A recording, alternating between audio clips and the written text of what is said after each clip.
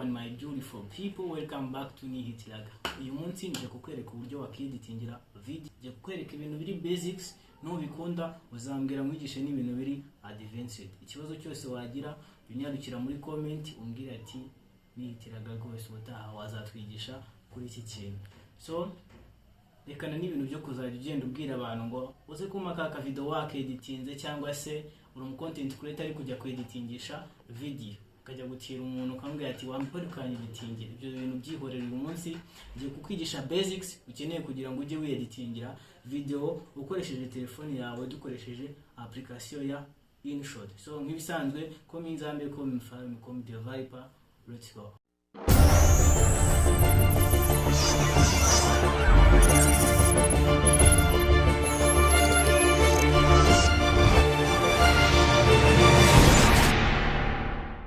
Mu gihe waba utayifite muri telefone uza muri Play Store yawe ugasacinga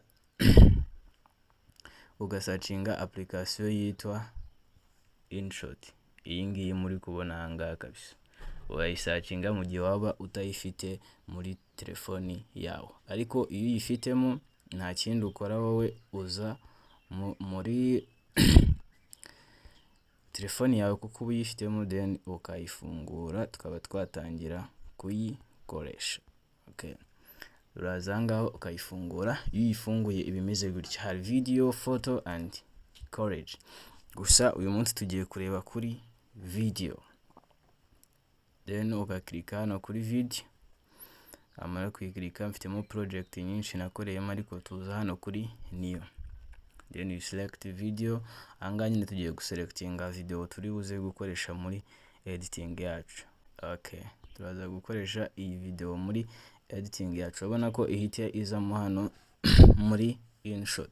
So tugiye kureba ibintu bitandukanye hano kuri timeline kugira ngo tubanze tubisobanukirwe neza, noneho ubutaha tuzajya tugenda tureba buri kamwe uburyo gakora. So ikintu cya mbere hano turareba, urabona ko ahabanza hari canvas. Canvas bivuze iki? Canvas ni size ya video ugiye gukora. Urabona iyo ukanze kuri canvas bakwereka dimensions zitandukanye, aspect ratio uri buze gukoreramo. Hari 1:1, 4:5, 9:16, 16:9. Nukuvuga ngo mu Kinyarwanda wenda video ugiye gukora iri bugiye kuri YouTube, hari na video ugiye gukora iri bugiye ku zindi platform nka Instagram, TikTok, cyangwa se ahandi hantu hatandukanye. Hano rero niho uhitiramo ratio uri buze gukoreramo. Urabona ko na amasize agiye atandukanye. Iyo ukanzeho nihita iza muri screen yawe. Gusa ngiye kuko ngiye gukora video for YouTube, ndaza guhitamo 16:9. Urabona ko ya video yanjye yahise ifitingamo cyane ko nanjye inshutinga iyi video nayo nayishutinze muri landscape nyine. Ubwo video yawe bisa nkaho irambitsemo ukuntu, noneho portrait ibihagaze yakoreshwa ku social media yandi nka Instagram, TikTok, Facebook, like that. So ubwo ngiyi ni canvas. Hangaha ushobora kongera zoom in yayo kuri uyu murongo cyangwa ukayigabanya, kugira ngo muri kubibona ko biri guhita bigenda biba. Okay, iyo ni canvas. Urumva ko igena size cyangwa se video ugiye gukora ahantu iri buze kuba igiye gukoreshwa. Ikindi kintu hangaha dufite ni audio. Ubu ugiye gukoresha kuri video. Ushaka kuba ugiye gukora voice over, cyangwa se ari audio ushaka exportinga wakoze mbere ko exportinga kuri video. Nyine ni icyegeranyo, wenda harimo amafoto wakoze, harimo ama video, noneho ugashyiramo ya audio icyegeranyo. Iyo ukanze kuri audio baguhereza option nyinshi. Hari music, kugenda ukaba wafata audio ufite muri telefone yawe, uzufanze ufite muri telefone yawe. Hakaba effect. Okay, reka tubivuge tugenda tubikora. Iyo ukanze kuri music urabona bakwereka hari extract audio from video, ko wagenda muri video ufite muri telefone yawe uke-extractingamo audio. Bikora biti? Urugero uhisemo nk'iyi video, urabona bahita bakwereka ku-extractinga iyo audio. Hano bahita bayi-highlightinga hasi, urabona ko audio yacu iri highlighted. Iyo ukritse kuri aga gatik uyi extractinze. Iyo ukiritse hano handitse save extracted audio, ibiri bube na saved muri telefone yawe, gusa ntabwo tubishaka, ahubwo turakanda kuri kano kantu. urumva ko ya audio yacu yamaze kujya muri video.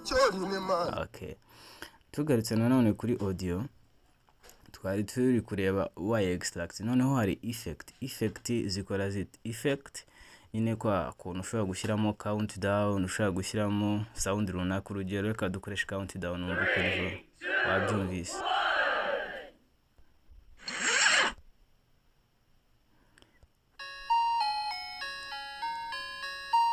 ngira ngo mwabyumvise neza ko kuma effect n'ubundi ni tu effect tugiye dutandukanye gushaka gukoreshamo nyine.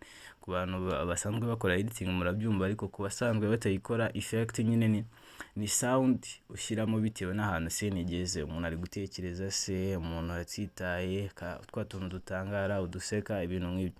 Hari na record. Noneho hano ushobora kurikodinga audio direct. Urugero,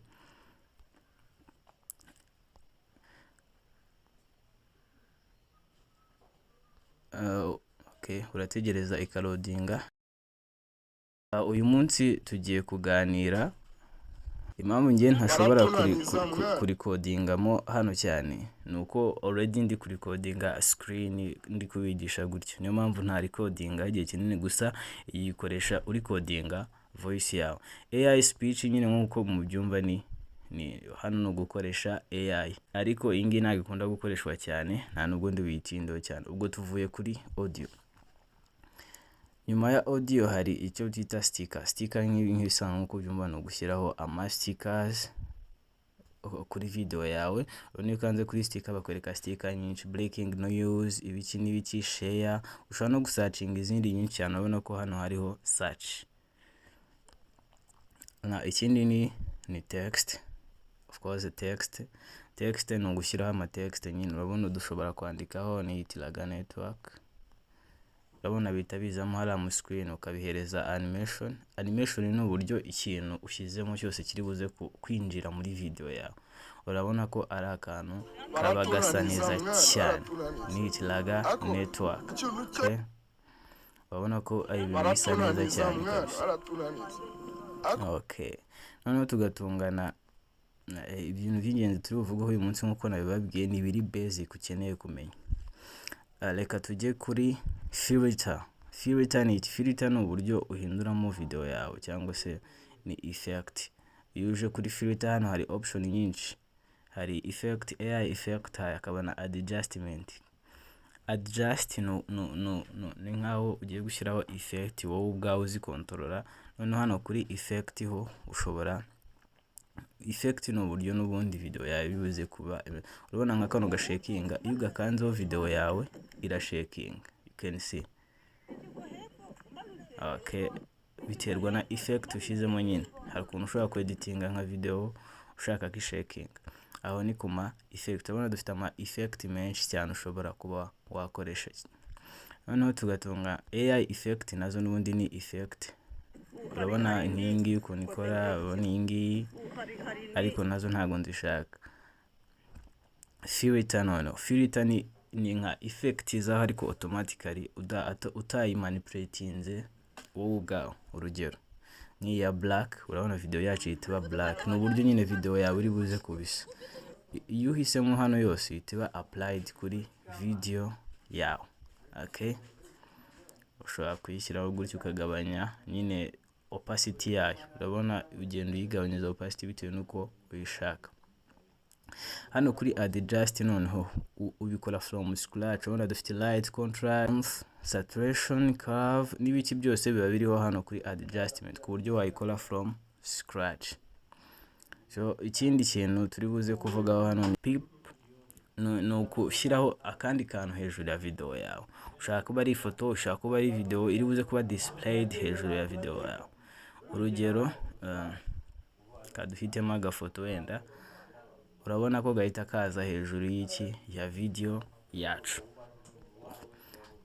Uga selectinze kuri, urabona iyi kagezeho gahita kaba displayed hejuru ya video yacu.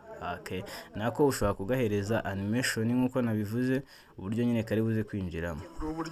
Urabona ko kahita kazamo kuriya, cyangwa se ukageza zoom in, ni wowe uhitamo uburyo uri buze kugakoresha. Okay, ikintu cya nyuma ndi buvugeho uyu munsi ni split. Split ni uburyo ukatinga video yawe. Urabona wayiselectinze gutya, ushobora gukanda kuri split, urabona ko ibivuyemo ibice bibiri.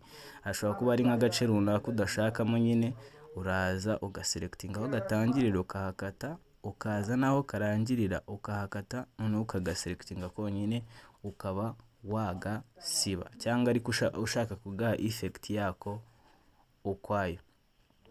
Okay, icyo ni cyo kintu ndi busorezeho uyu munsi. Gusa ikindi nababwira nuko iyo usoje kweditinga video you have to remove watermark. Ugomba gukuraho watermark kugira ngo bitazagaragara nyine nkaho wakoraga ibintu utaruzi. Gukuraho watermark muri InShot biroroshye. Wowe ukanda hano, ahangaha kabisa hari iyi watermark, kugira ngo muri kwibona iyi watermark ya InShot hano iri.